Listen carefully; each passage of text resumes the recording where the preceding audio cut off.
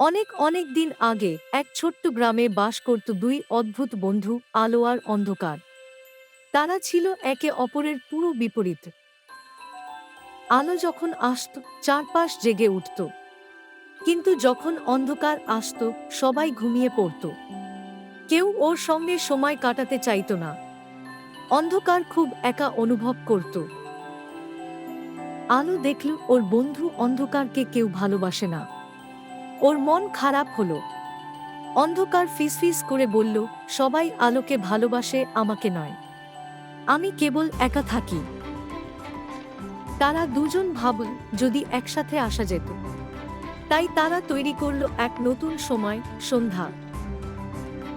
আর সেই থেকে সন্ধ্যা হলো বন্ধুত্বের রং। আলো আর অন্ধকার, দুই বিপরীত, কিন্তু একসাথে খুব সুন্দর।